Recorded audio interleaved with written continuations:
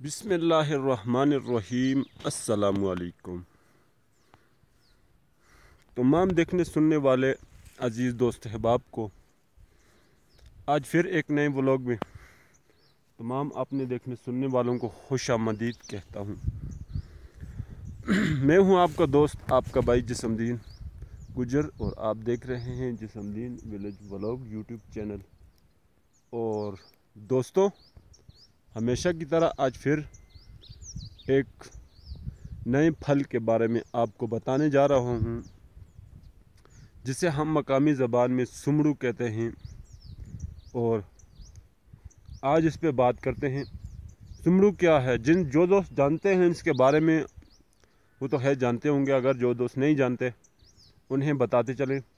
सुमड़ू क्या है? सुमड़ू भी दीगर फलों की तरह एक फल है जो कि अल्लाह की कुदरत की तरफ से उगता है, और इसमें छोटे छोटे दाने होते हैं काले, जो कि खाने के इस्तेमाल में आते हैं, और खाने में भी सही होता है, थोड़ा सा जायका अच्छा होता है, अल्लाह की नियामत है जी। पहले इसके दाने बिल्कुल इस तरह सफ़ेद होते हैं, फिर बाद में लाल हो जाते हैं, और फिर बाद में जब सही पक जाता है इसके दाने फिर काले हो जाते हैं। और ये देखिए, जब काले हो जाए तो खाने के होते हैं, मीठे होते हैं। सुमड़ू इसके दाने भी इस्तेमाल में आते हैं, और इसकी लोग जड़ों को भी निकाल कर खाते हैं, उनका बारीक पीस कर उसको भी इस्तेमाल करते हैं। बहुत ही मुफीद होती है जड़ भी इसकी, दिगर बहुत सारे के लिए जड़ों को इस्तेमाल करते हैं लोग।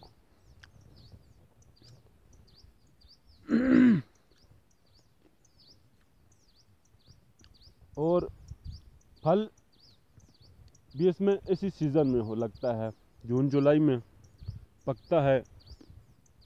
इसको भी दीगर जिस तरह के मैं आपको कुछ वीडियोस बना के दिखा चुका हूँ, उस तरह इसको भी उगाया नहीं जाता, बल्कि ये भी कुदरती तौर पर पैदा होता है।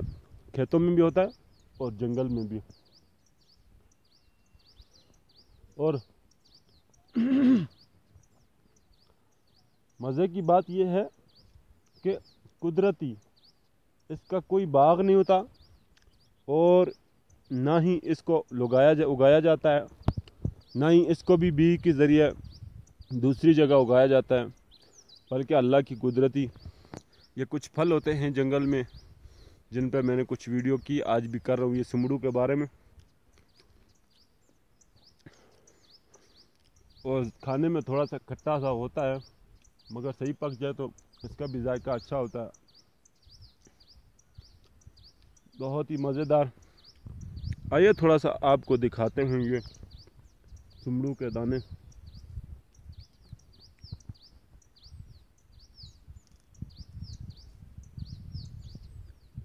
देखें ना,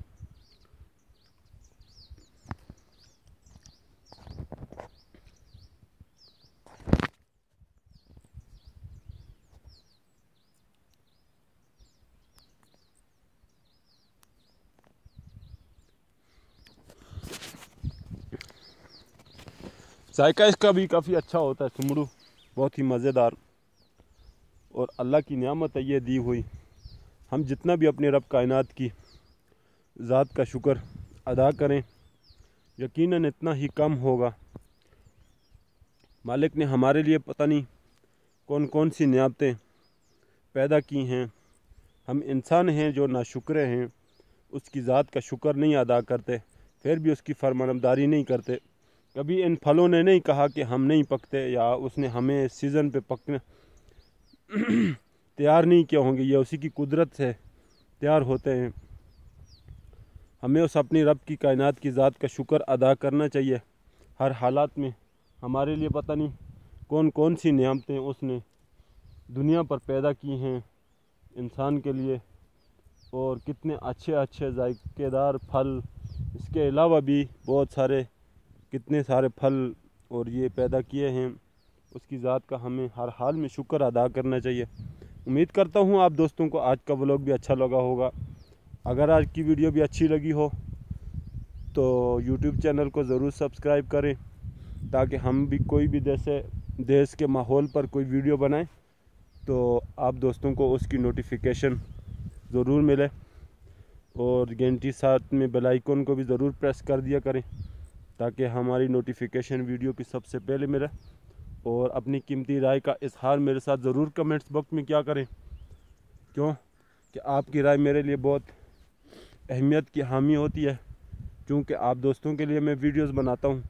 اگر آپ کو ویڈیو اچھی نہ لگے تو میرے لیے بھی کوئی قابل معنی نہیں رکھتی۔ تو انشاءاللہ کسی نئی ولاگ میں پھر ملیں گے، تب تک کے لیے اپنے بھائی کو اجازت دیں۔ اللہ حافظ۔